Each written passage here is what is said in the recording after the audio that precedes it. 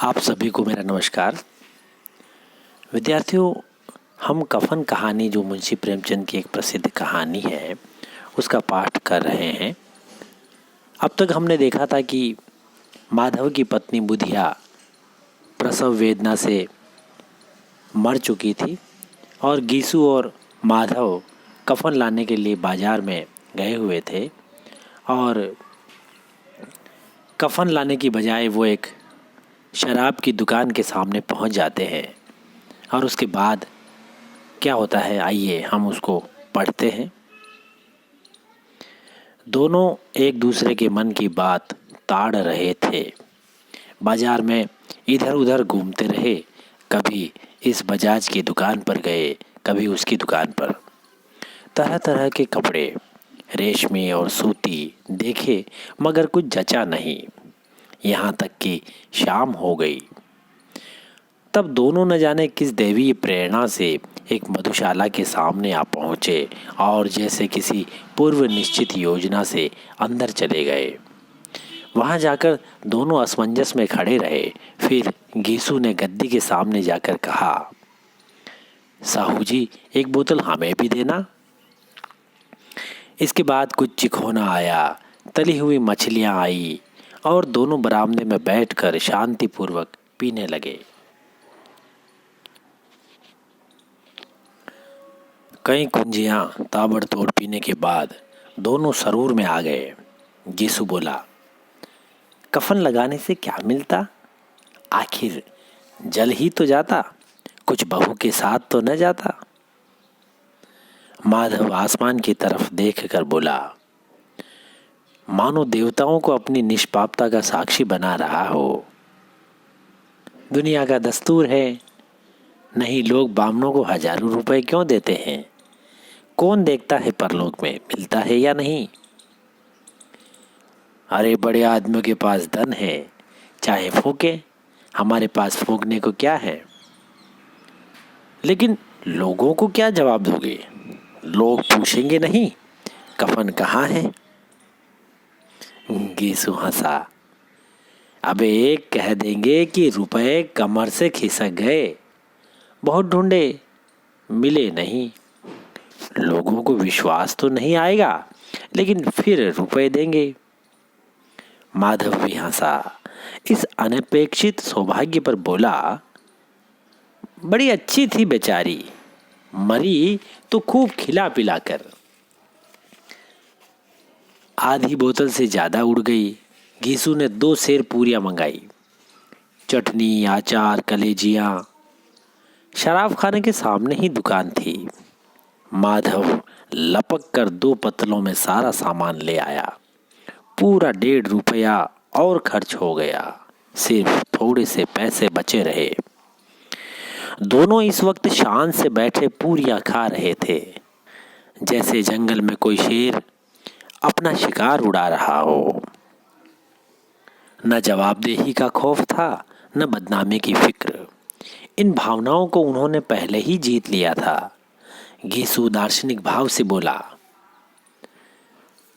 हमारी आत्मा प्रसन्न हो रही है तो क्या उसे पुण्य न होगा?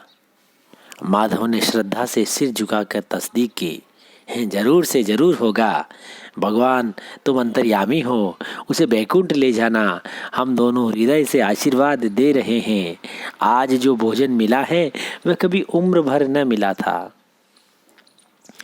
एक क्षण के बाद माधव के मन में शंका जगी।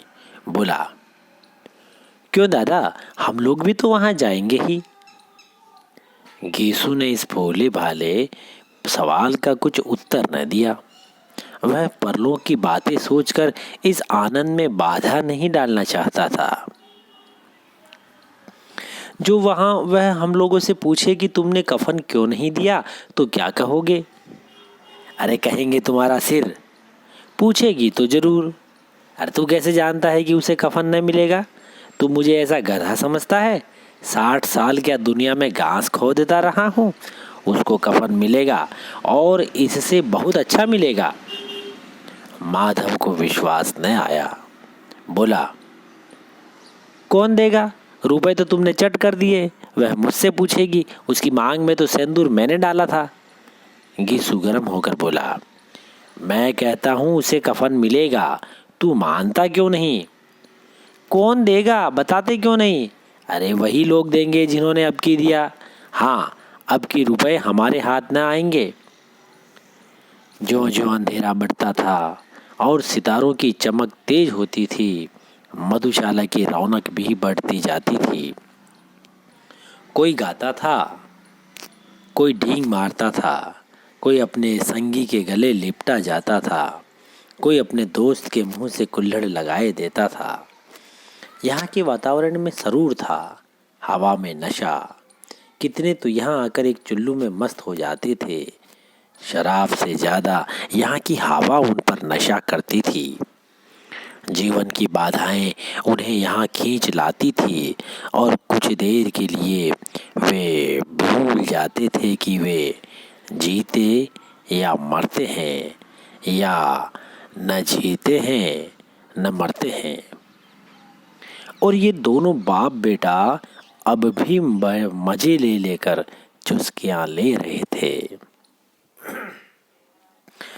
सबकी निगाहें इनकी ओर जमी हुई थी। दोनों कितने भाग्य के बली हैं। पूरी बोतल बीच में है। भरपेट खाकर माधव ने बची हुई पूरियों का पत्थर उठाकर एक भिखारी को दे दिया, जो खड़ा इनकी ओर भूखी आंखों से देख रहा था और देने के गौरव, आनंद और उल्लास का उसने अपने जीवन में पहली बार अनुभव किया। गीसू ने कहा, ले जा, खूब खा और आशीर्वाद दे। जिसकी कमाई है वह तो मर गई, मगर तेरा आशीर्वाद उसे जरूर पहुंचेगा। रोए रोए से आशीर्वाद दे, बड़ी गाड़ी कमाई के पैसे हैं। माधव ने फिर आसमान की तरफ देख कर कहा, वह बैकुंठ में जाएगी दादा, वह बैकुंठ की रानी बनेगी। गीसू खड़ा हो गया और जैसे उल्लास की लहरों में तैरता हुआ बोला, हाँ बेटा, बैकुंठ में जाएगी। किसी को सताया नहीं, किसी को दबाया नहीं, मरते मरते हमारी जिंदगी की सबसे बड़ी लालसा पूरी कर गई। वह न बैकुंठ में जाएगी तो क्या ये मोटे मोटे लोग जाएंगे, जो गरीबों को दोनों हाथों से लूटते हैं और अपने आप को धोने के लिए गंगा में नहाते हैं और मंदिरों में जल चढ़ाते हैं।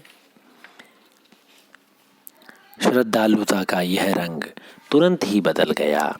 अस्थिरता की खासियत है। दुख और निराशा का दौरा हुआ।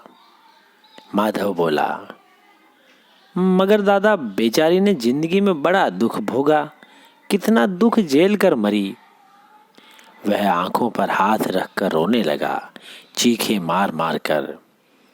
गीसू ने समझाया, क्यों रोता है बेटा, खुश हो कि वह माया जाल से मुक्त हो गई, जंजाल से छूट गई। बड़ी भागवान थी, इतनी जल्द माया मोह के बंधन तोड़ दिए।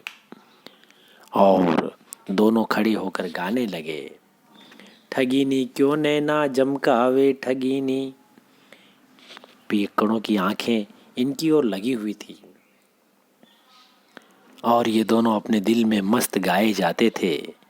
फिर दोनों नाचने लगे, उछले भी, कूदे भी, गिरे भी, मटके भी, भाव भी बनाए, अभिनय भी किए और आखिर नशे में मदमस्त होकर वहीं गिर पड़े।